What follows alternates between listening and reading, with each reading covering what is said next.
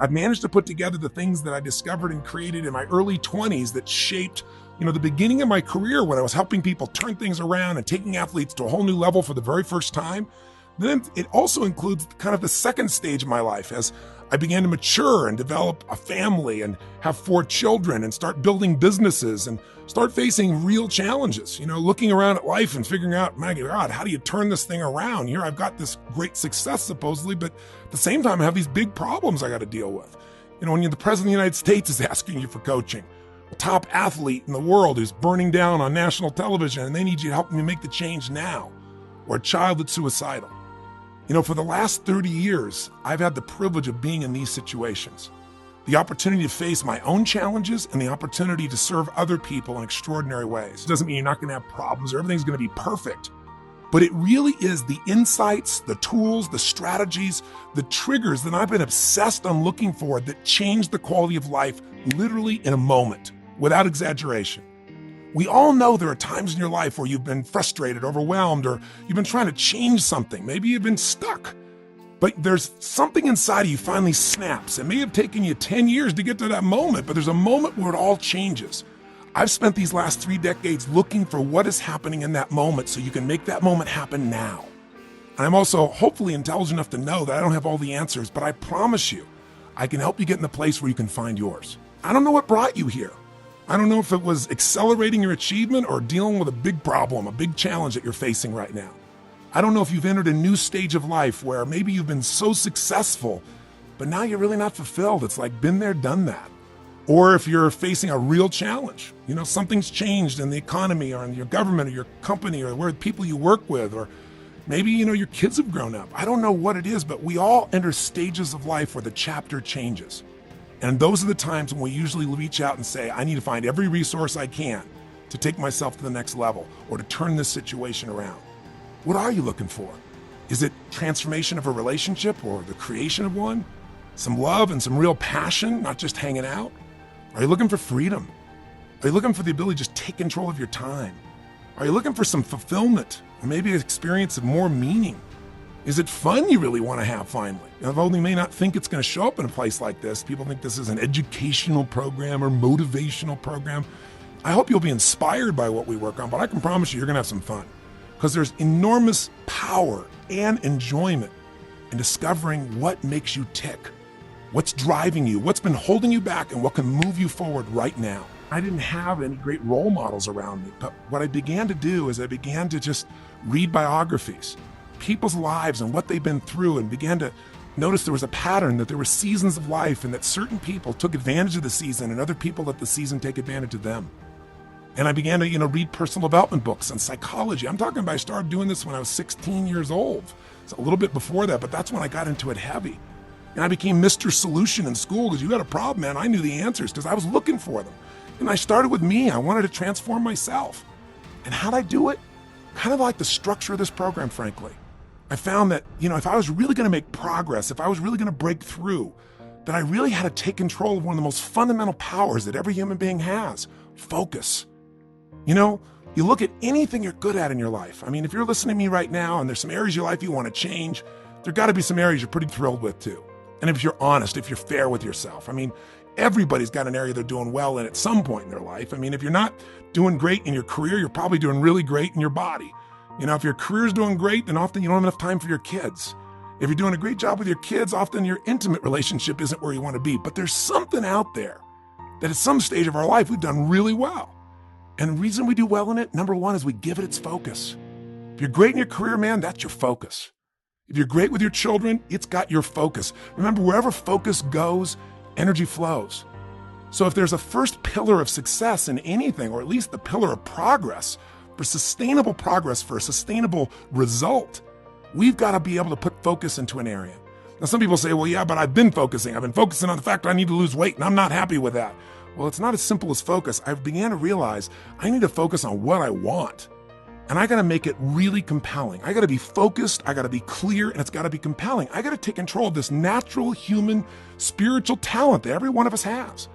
Has there ever been anything in your life you can remember that you finally just decided, I want that? Maybe you got inspired by somebody, Or maybe you got so angry, you got so tired of feeling a certain way, you finally said, that's it, it's changing now. And then you got focused on it. Maybe that focus became something you became obsessed about. You know what I mean? Like you really kept thinking about it and dreaming about it. And I don't know about you, but most people I know have had something like this where they didn't even create a plan. It's just they were so focused on it, became such a desire, such an obsession that their mind shifted, their emotion shifted, their action shifted, things started to happen. And before they knew it, man, they were living this dream. They were living this desire. They were living this vision. Has it happened to you at some stage in your life? I bet it has. Now, if I'm looking at a pillar of progress, that's the first one that changed me way back then. But, it's great to have focus, but if you want to accelerate it, you need the second pillar of progress. And that is you got to get the best tools, the best insights, the best coach, the best mentor. It's finding the best strategies. For 30 years, I've been obsessed looking for those strategies. Because, I wanted to lose weight. That was the first thing I wanted to do. I was 38 pounds heavier than I am now. I'm talking about now, almost 2.5 decades later. I mean, I weigh still the weight that I did when I made the change, when I lost that 38 pounds. Now, how did I do it? I got focused and clear. What did I want? Why did I want it? And I got it so it was so compelling. I wasn't just trying to lose 38 pounds. I got focused on, man, I want the energy to burn. I want the stuff that when I wake up in the morning, I want to be excited about life. I want to look good. I want to feel strong. I want all this gift of life available in me. That was different than, man, I got to lose weight. That was a big difference when you're focused, clear, and it's compelling. But then I began to realize, okay, I was focused and clear, and then I go on one of these diets. And oh my God, I'm sure you've had the frustration if you ever tried to lose weight, you go pick up a book and the guy tells you this is the ultimate answer. And then you read another book and they say, if you do that, you'll die, do my approach. And eventually you got to start digging in and find something that makes common sense to you.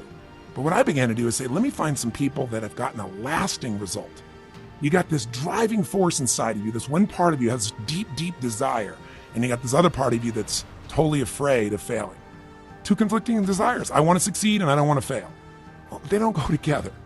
You want to be successful or you want to earn a lot of money and never be judged. Good luck. That's not how it works. People get jealous when someone succeeds at any level, financial, emotional, relationship. It's part of life. I want to have the most passionate, beautiful, loving relationship on earth, and I never want to be disappointed or frustrated or feel like I have no time or I'm losing freedom. These are all things that occur. As long as you're trying to achieve one thing and you got an inner conflict that says, I want to do something else simultaneously, as long as you want the benefit without any consequence, you find yourself in a position where you take 2 steps forward and 3 steps back. Have you ever been there?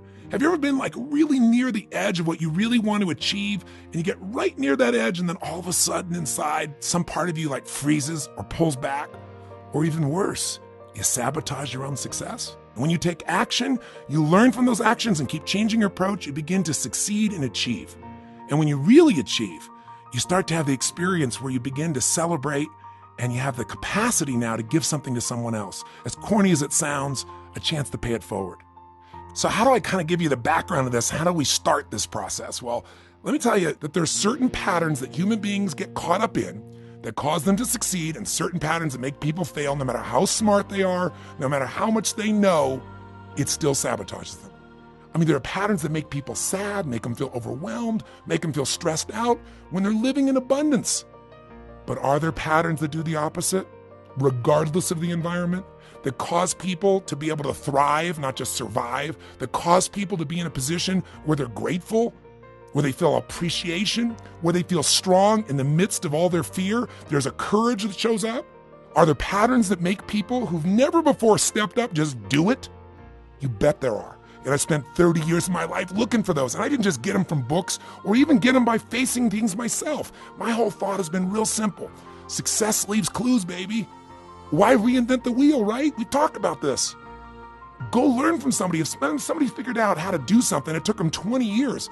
Don't waste 20 years. Figure out what they got. You can adapt it and make it your own. You can shift it to your style, but the essence of that learning is there. And I've had a ticket to history just like you. Anybody who's been alive the last 2.5 decades has had a ticket to history. Look around us. The fall of the wall, the fall of communism. We went from a place where there were all these countries that in a millisecond could push a button and wipe out the entire planet. Now, granted, we got a new problem. We got terrorism. Somebody can drop something anywhere, but it's not the same problem. It's a different one, a different challenge, different quality. Doesn't mean it makes it any more comfortable, but it's a different world. We've all been through both the challenges, the economies, the things that happen in real estate, the things that happen, the crunches, the growths, the expansions, the drops, the prices of oil, everything that's been challenging. But we've also been the rise of the internet, the shift in the connection of the community around the world, human beings who care for people who live on another continent, and they don't just say they care, they're willing to do something. We're living in the most amazing time to be alive, and many people are not taking advantage of the environment they're in. Think about it.